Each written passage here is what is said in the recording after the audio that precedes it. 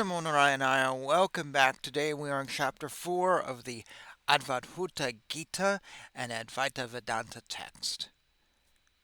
Nothing can be added or taken away from the universal consciousness. It cannot be invoked or worshipped with flowers and leaves. Meditations and mantras cannot reach it. How can it be worshipped as Shiva? For in it there are neither distinctions nor unity. In the one there is neither bondage nor salvation, nor purity nor impurity. From union and separation, the one is free. That space-like truth am I. As in reality I am nirvana, thoughts as to the reality and unreality of the world trouble me not at all. Eternally free from the taint of ignorance as I am, knowledge or illusion never had birth in me. How can I say whether I am bound or free? Neither sin nor virtue ever existed in me. By nature I am nirvana. Neither the worshipper nor the worshipped am I. No instructions and no rituals are there for me. Knowledge also am I not. By nature I am nirvana. Taintless nirvana am I. I am neither the comprehender nor the comprehended. Neither the cause nor the effect exist in me. Neither am I a body, nor am I bodiless. The buddhi, the mind, the senses are not mine. How can I talk of attachment and detachment, since I am taintless nirvana? In me exists not birth, death, purity, impurity, poison, nor the water of immortality. Verily, I am free even from the taint of nirvana. I cannot speak of the third or the fourth.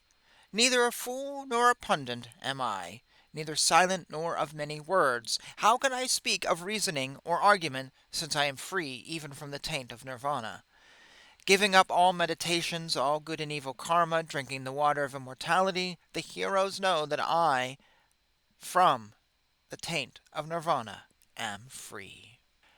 No ritualistic injunction is binding on me.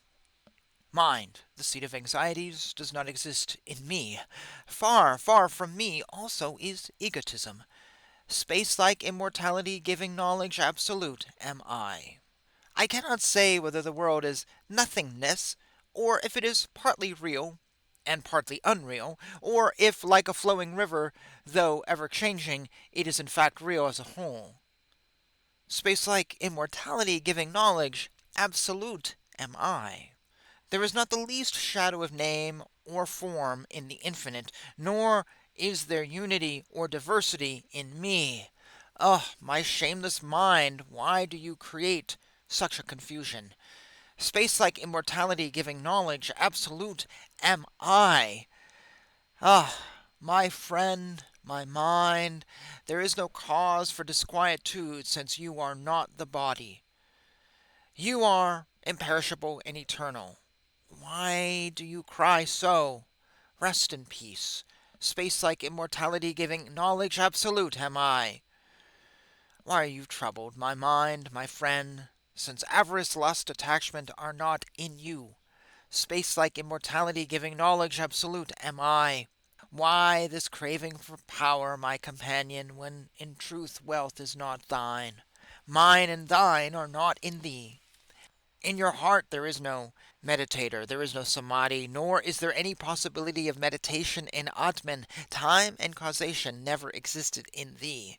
I have told you the essence of truth. There is now thou, nor I, no world, no guru, nor disciple.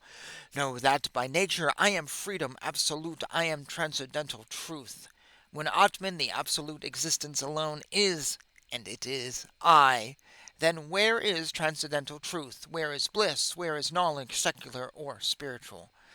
Unknown to fire, water, and earth, motionless, all-pervasive as space, knowledge absolute, know thy Atman to be.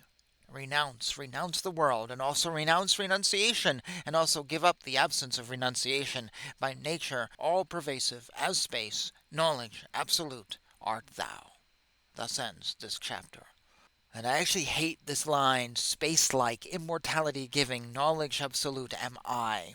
It sounds so un-Hinduish, it sounds so new agey.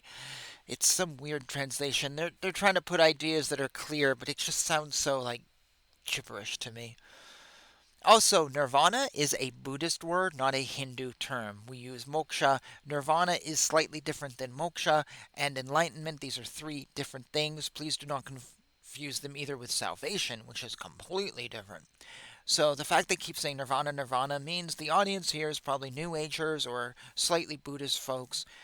But this is not keeping strictly to a Hindu methodology.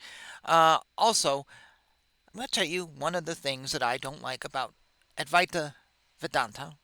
I said in the first video of the series that it gets abused, and this is right here how it gets abused, where it said, "There in thy heart there is no meditator, there is no samadhi, nor is there any possibility of meditation in Atman." And the other sentence goes, "Renounce, renounce the world, and also renounce renunciation." And that's what I see. I have seen so many people, I've lost count, go, "I am enlightened. I am God. I am now going to watch a porno for an hour and get off. But I'm God. You see, it's okay. I can watch a porno because I've renounced the world." Is that really renouncing the world? You see, I think people take this "I am God" and they use it to defend their worst behaviors. Or it means, well, I'm God, so I don't have to do any of that. I don't have to do any of that. I've seen gurus say this, "I am God," and then they go, "Well, I still meditate. I still do these other things." People ask, "Why? Do you have to?" And they go, "Because you should. You should do these things because they're good for you, but also I'm setting an example for the rest of you." I think also some people like to say, "Well, I am God," but they've actually never had any profound spiritual experience of any sort. Maybe they got drunk one night. And having that doesn't make you enlightened. Just having an experience doesn't mean you're enlightened. But I think a lot of people take experiences and they just say, "Well, I had an experience. I'm enlightened now." No, no, no. If you read the Upanishads, they actually detail there's levels. You get there, you work it up. Just some experience doesn't make you enlightened. No more than watching a really good movie, which you feel like, "Oh, that was such a good movie," makes you enlightened. you know? 2 hours later, you're making dinner like any other day. Alright, that is all. In the next video, we're going to get to chapter 5. And until then, thank you for joining me on this little journey. Jai Shri Krishna.